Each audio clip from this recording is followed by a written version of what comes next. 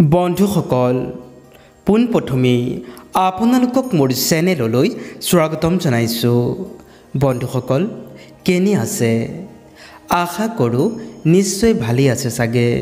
সদায় সুস্থ থাকক আৰু সবল হৈ থাকক। লগতে মোৰ এই নতুন নতুন ভিডিঅ'সমূহ উপভোগ কৰি গৈ থাকক। বন্ধুসকল আগৰ দৰে আজিও এটি নতুন ভিডিঅ'লৈ আপোনালোকৰ ওচৰত উপস্থিত হৈছোঁ। বন্ধুসকল আজি ভিডিঅ'টো হৈছে আমাৰ ঘৰৰ কোনটো ৰুমত কি পৰ্দা অৰ্থাৎ কি ৰঙৰ পৰ্দা লগাব লাগে সেই বিষয়ে আজি আপোনালোকৰ ওচৰত অৱগত কৰিম। বন্ধুসকল বাস্তুশাস্ত্ৰৰ মতে ঘৰৰ সকলো বস্তুতেই এক শক্তি থাকে। এই ইতিবাচক বা নেতিবাচক শক্তিয়ে ঘৰখনক প্ৰভাৱিত কৰে। তদুপৰি এই শক্তিৰ প্ৰভাৱ ঘৰটোত বাস কৰা সদস্যসকলৰ ওপৰতো পৰে। আমি সকলোৱে জ্ঞাত যে ঘৰত লগোৱা পৰ্দাই ঘৰটোৰ সৌন্দৰ্য বৃদ্ধি কৰাৰ লগতে সূৰ্য পোহৰ আৰু ধূলিৰ পৰা ঘৰটোক সুৰক্ষিত কৰে।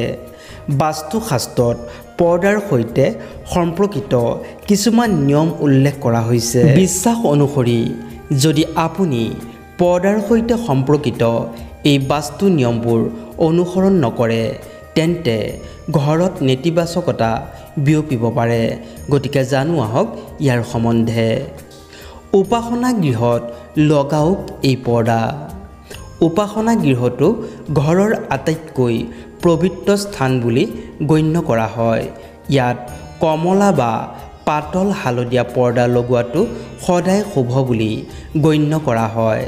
এই দুয়োটা ৰং বিশুদ্ধতা আৰু ইতিবাচকতাৰ প্ৰতীক বুলি গণ্য কৰা হয়।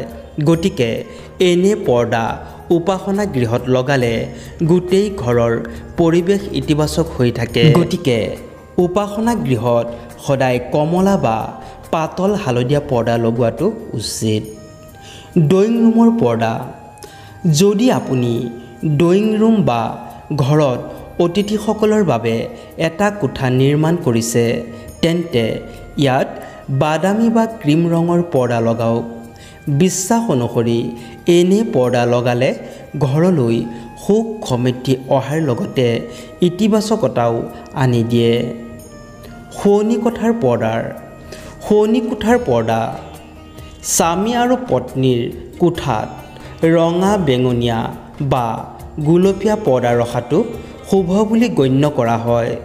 বিশ্বাস অনুসৰি ই বিবাহিত জীৱনত এক ইতিবাচক শক্তি আনি দিয়ে আৰু লগতে তেওঁলোকৰ সম্পৰ্কও শক্তিশালী কৰে।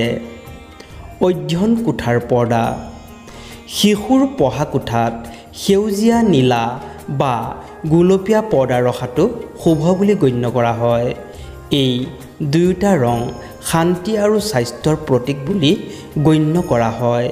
এই ৰঙৰ পৰ্দা অধ্যয়ন কোঠাত ৰাখিলে শিশুৰ ঘনত্ব শক্তি বৃদ্ধি হয় আৰু তেওঁলোকৰ মন অধ্যয়নত নিয়োজিত হৈ থাকে। বিভেদ আঁতৰাবলৈ লগাওক এনে পৰ্দা।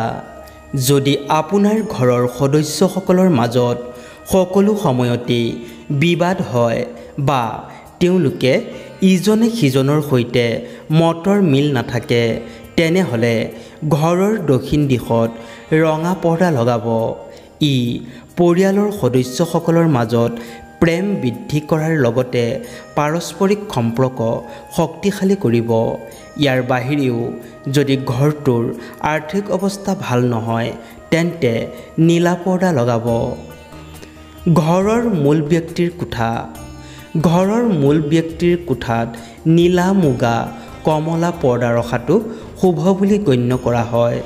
বিশ্বাস অনুসৰি ই তেওঁলোকৰ স্বাস্থ্য উন্নত কৰায় আৰু ঘৰখনত ইতিবাচকতা বৃদ্ধি কৰে। গতিকে এনেধৰণৰ পৰ্দা আপোনালোকে ঘৰৰ সকলো কোঠাতেই লগাব পাৰে। এনে কৰিলে আপোনালোকৰ ঘৰখনৰ সুখ সমৃদ্ধিও সুখ শান্তি সকলোবোৰ ঘৰতে থাকিব। গতিকে এনে পৰ্দা অৱশ্যেই লগাব।